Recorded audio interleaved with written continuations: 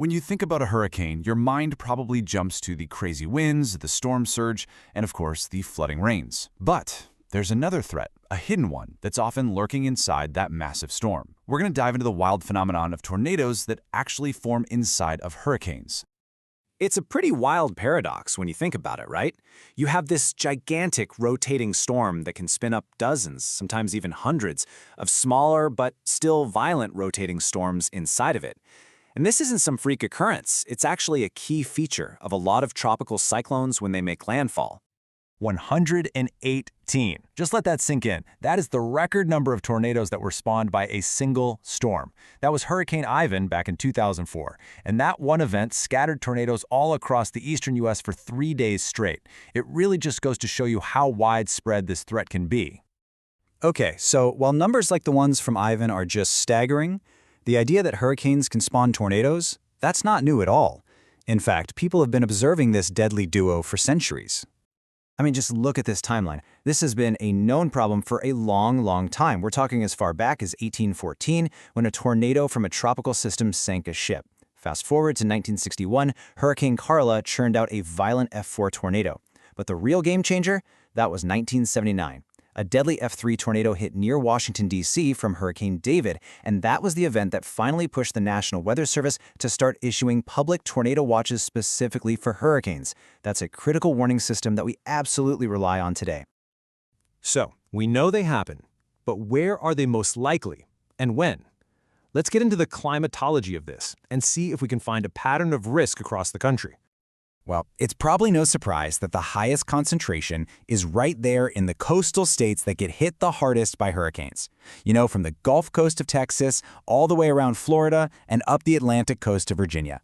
Most of these tornadoes pop up within about 300 miles of the coast, where the storm structure is just perfect for spinning them up. But we can get even more specific than that. If you're looking at a hurricane on a radar map, the biggest danger zone for tornadoes is almost always in the northeast quadrant. So why there? Well, in that part of the storm, the forward speed of the whole hurricane adds to its already powerful counterclockwise winds. That combination creates this intense low-level spin, making it the perfect breeding ground for tornadoes. It's the one spot forecasters are watching like a hawk. So we know there can be a ton of them, but how strong are they really? This chart shows a really key difference.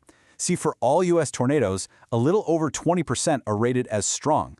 But for tornadoes from hurricanes, that number drops to less than 14%, so they do tend to be weaker and don't last as long as their cousins out on the Great Plains. But, and this is a big but, that doesn't make them any less dangerous, especially when they're wrapped in rain and moving at highway speeds. You know, this quote really captures the old way of thinking about this. Back in 1965, some forecasters actually argued against issuing separate tornado warnings during hurricanes. Their thinking was, hey, people are already hunkered down for the hurricane, what else can they do? We now know that's just wrong. Tornadoes often hit in the outer bands of the storm, far from where people have made their strongest preparations for the hurricane's core winds. So, what's actually happening here? What's the science behind it? Why on earth does a hurricane create these things? Let's break it down with a simple recipe for the kind of thunderstorms that make tornadoes, which are called supercells.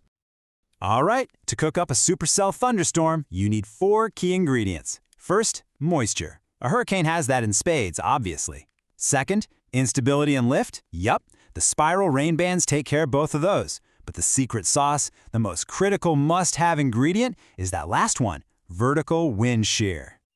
Vertical wind shear sounds complicated, but it's really just winds changing as you go higher up. Imagine near the ground, the wind is blowing kind of slow from the east, but a few thousand feet up, it's screaming along much faster from the south. That difference in speed and direction creates this horizontal rolling motion in the air, like a tube of air rolling along the ground. And when a thunderstorm's updraft sucks that rolling air upwards, it tilts it vertically. And that's the rotation that can become a tornado. This is exactly what's happening in that northeast quadrant of a hurricane. This right here, this gets to the heart of the whole thing. Out on the Great Plains, the monster tornadoes form where you have both high shear and high instability. Instability is basically the fuel for thunderstorms, but a hurricane is a totally different beast. It has incredibly high shear, but, and this is the key, surprisingly low instability.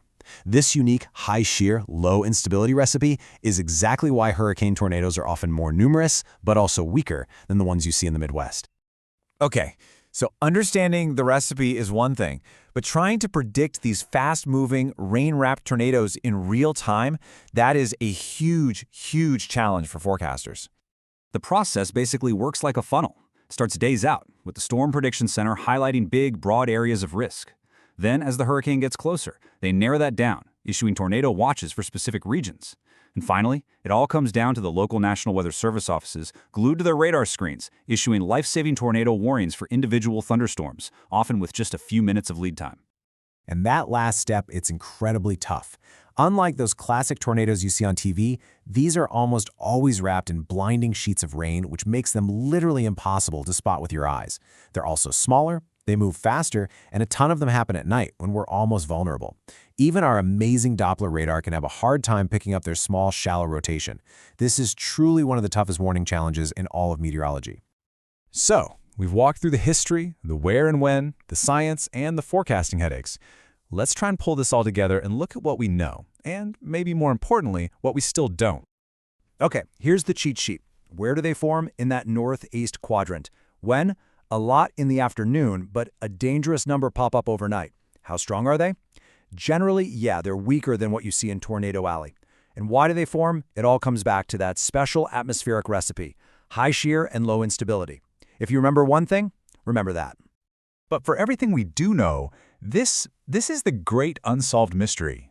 Why did Hurricane Ivan in 2004 spit out 118 tornadoes, but other huge, powerful hurricanes on similar paths produce just a handful, or sometimes none at all? The answer is buried in all these subtle, super complex interactions inside the storm. It's a puzzle that scientists are still trying to piece together, and it's a powerful reminder that even inside the chaos of a hurricane, there are still storms within the storm that we're only just beginning to truly understand.